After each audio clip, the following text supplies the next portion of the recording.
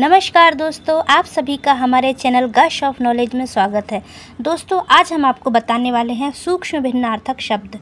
ये सूक्ष्म भिन्नार्थक शब्द ऐसे शब्द होते हैं जो कि बोलने में हमें एक समान लगते हैं। इनमें बहुत ही सूक्ष्म अंतर होता है और इनके प्रयोग में भी बहुत सूक्ष्म अंतर होता है।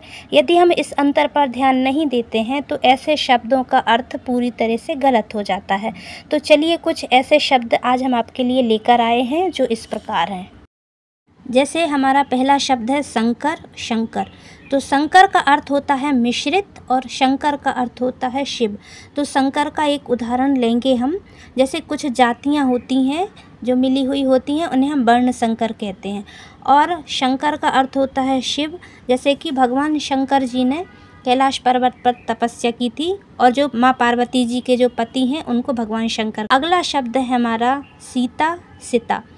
तो सीता है जो राम की पत्नी है, राजा दशरथ की जो बहू हैं, पुत्रवधू हैं, वो सीता है। और सीता यानी मिश्री। तो हम सीता का एक उदाहरण लेंगे। जैसे कि सीता का भगवान कृष्ण को भोग बहुत पसंद है। सीता मतलब मिश्री, मिश्री का भोग भगवान को बहुत पसंद है। अगला शब्द है हमारा शुल्क और शुक्ल। तो शुल्क यानी होता है मूल्य। जैसे हम कोई राशि चुकाते हैं, कोई मूल्य देते हैं, किसी भी चीज़ का कोई मूल्य देते हैं। हम इसका एग्जाम्पल लेंगे। जैसे कि स्कूल में परीक्षा शुल्क हमें देना अनिवार्य होती है। और शुक्ल का मतलब होता है सफ़ेद। जैसे कि हर एक मास में दो पक्ष होते हैं, एक होता है शुक्ल पक्ष, एक होता है कृष्ण पक्ष। शुक्ल यानी होता है श्वेत यानी सफ़ेद। तो शुक्ल पक्ष में हमने देखा है कि हमेशा चांदनी का प्रकाश रहता है, हमें चंद्रमा पूरा दिखता है और जो रात रहती है वो चांदनी रात रहती है। लेकिन कृष्ण पक्ष में क्या रहता है, अंधेरी रात रहती है। तो आप समझ गए होंगे। अगला शब्द है हमारा हरिण और हिरण। तो हरिण का अर्थ होता है मृग और हिरण का अर्थ होता है स्वर्ण। तो इनका एक एक उदाहरण लेंगे हम। जैसे कि सीता जी जब वन में गई थी तो वह स्वर्ण के यानी सोने के हरिण से मोहित हो गई थी, ठीक है। और हिरण का अर्थ होता है स्वर्ण। तो हिरण एक महंगी धातु है, ठीक है ना। ऐसे हम इनका प्रयोग कर सकते हैं। अगला शब्द है हमारा सती, शती। तो सती का मतलब होता है पतिव्रता स्त्री और शती का मतलब होता है शताब्दी। हम दोनों शब्दों का प्रयोग करेंगे। सती का कैसे प्रयोग करेंगे, जैसे कि सावित्री एक सती थी, या सीता जी को भी सती बोला जाता है। या फिर ऐसा बोलेंगे जो पार्वती जी थी वह भी सती थी। और शती यानी शताब्दी, जैसे हम 21वीं शती में जी रहे हैं, ठीक है ना। हम 21वीं शती में जी रहे हैं, ऐसे इनका प्रयोग कर लेंगे। अगला शब्द है हमारा यंत्रणा, मंत्रणा। तो यंत्रणा का मतलब होता है कष्ट। तो इसका हम प्रयोग कैसे करेंगे, जेल में जो अपराधी रहते हैं उनको यंत्रणा दी जाती है, ठीक है ना। और मंत्रणा का प्रयोग करेंगे। मंत्रणा का अर्थ होता है विचार विमर्श। तो राम और लक्ष्मण अक्सर मंत्रणा किया करते थे। अगला शब्द है हमारा प्रलाप और विलाप। प्रलाप का अर्थ होता है व्यर्थ का रोना, फालतू में रोते रहना। कुछ लोगों को एक आदत सी हो जाती है कि वह फालतू में रोना रोते रहते हैं। हमारे पास ऐसी चीज़ नहीं है, वैसी चीज़ नहीं है, ऐसा नहीं है, वैसा नहीं है, हमारी किस्मत ख़राब है। तो ये क्या कहलाता है, प्रलाप करना। और विलाप का अर्थ क्या होता है, जब किसी की मृत्यु पर कोई रोता है तो वह विलाप कहलाता है। अगला शब्द है सेवा, शुश्रूषा। तो सेवा का अर्थ होता है किसी भी प्रकार की सेवा। जब कोई भी व्यक्ति किसी की किसी भी तरीके से सेवा करता है तो वह क्या कहलाता है, सेवा कहलाती है। लेकिन शुश्रूषा क्या होती है, शुश्रूषा कहलाती है जो हमसे उम्र में बड़े हैं, यदि हम उनकी सेवा करेंगे तो वो क्या कहलाएगी, हमारी शुश्रूषा, ठीक है। अगला है अर्घ्य और अर्घ्य। तो अर्घ्य का मतलब होता है मूल्य यानी कीमत, और अर्घ्य का मतलब होता है पूजन सामग्री। जब हम अपने घर में कोई भी पूजा कर रहे होते हैं किसी भी देवी देवता की, तो जो भी हम पूजन सामग्री रखते हैं, दूध, घी, दही, शक्कर, जो भी हम पूजन सामग्री रखते हैं वह क्या कहलाती है, वह कहलाती है अर्घ्य। अगला है अपेक्षा और उपेक्षा। तो देखिए अपेक्षा का मतलब होता है इच्छा करना, किसी से भी किसी भी तरह की उम्मीद करना, वो क्या कहलाती है? अपेक्षा। और उपेक्षा का मतलब होता है निरादर करना, मतलब किसी का भी सम्मान नहीं करना, उपेक्षा कहलाता है। ठीक है, अगला है अविराम और अभिराम। तो अविराम का मतलब होता है निरंतर, लगातार, कंटिन्यू। ठीक है, बिल्कुल बिना रुके यदि कोई कार्य किया जाता है वह कहलाता है अविराम। ठीक है, यदि हम अविराम का संधि विच्छेद करेंगे तो क्या हो जाएगा? अ प्लस विराम, मतलब बिना रुके। ठीक है, और अभिराम का मतलब होता है सुंदर।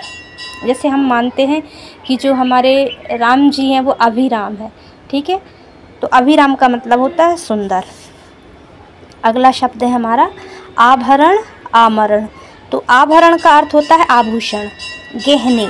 जैसे कि अधिकांश स्त्रियों को, महिलाओं को आभरण यानी कि आभूषण बहुत प्रिय होते हैं। और आमरण का मतलब होता है मृत्यु पर्यंत। ठीक है, जैसे कि मृत्यु पर्यंत यानी जब तक हमारी मृत्यु नहीं हो जाती है उसको आमरण कहते हैं।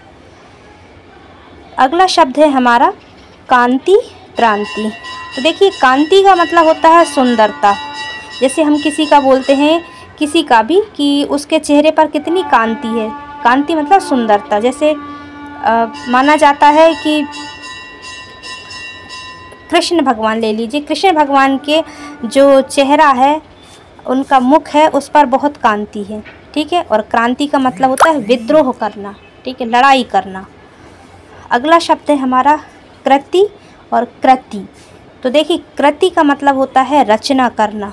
ठीक है, जैसे हम भी एक कृति हैं। हम किसकी कृति हैं? परमात्मा की, भगवान की कृति। कौन है? हम लोग। जो भी इस संसार में जितने भी प्राणी हैं, जितने भी जीव हैं, वह किसकी कृति हैं? भगवान की। हम लोग रचना है, उसी ने हम लोगों को बनाया है। और कृति मतलब होता है धन्य व्यक्ति, जो दूसरों के किए गए उपकार को जो मानता है उसको क्या कहते हैं? कृति कहते हैं। अगला शब्द है हमारा जगत और जगत।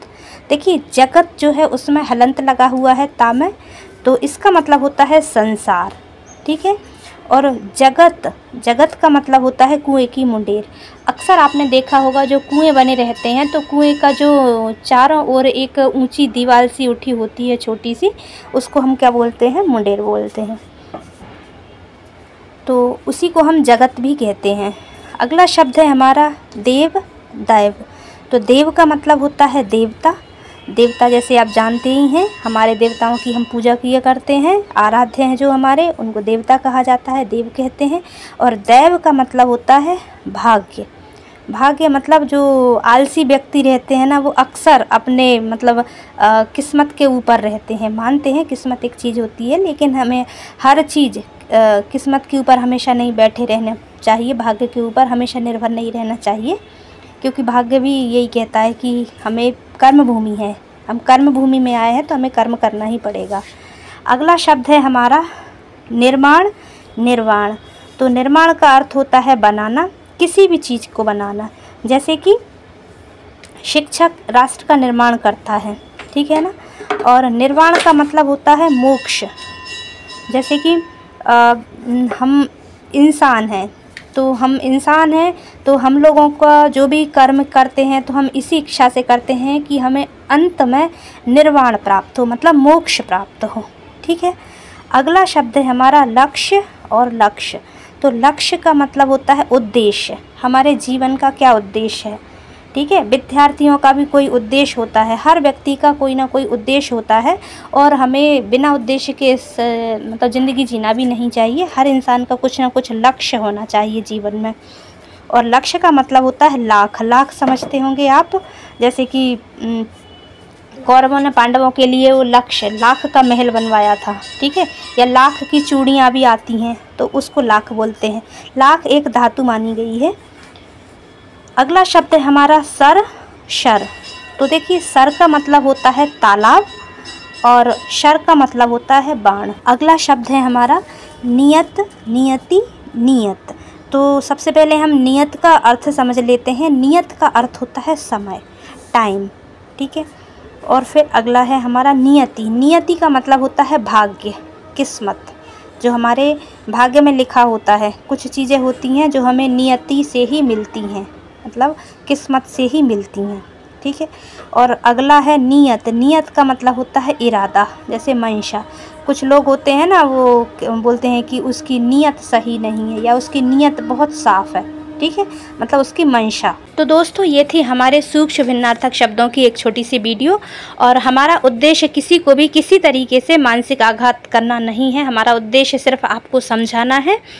और दोस्तों, आप कमेंट करके बताइए कि ये वीडियो आपको कैसी लगी। हमारी वीडियो पसंद आई है तो उसे लाइक कर दीजिए, हमारे चैनल को सब्सक्राइब कर लीजिए और बेल आइकन को प्रेस कर दीजिए, जिससे हमारे द्वारा बनाई गई वीडियो का नोटिफिकेशन सबसे पहले आप तक पहुंचे। और दोस्तों, कमेंट करके ज़रूर बताइए कि आपको किस तरह की वीडियो हमसे चाहिए, तो हम ज़रूर पूरी कोशिश करेंगे आपको वो कंटेंट देने का।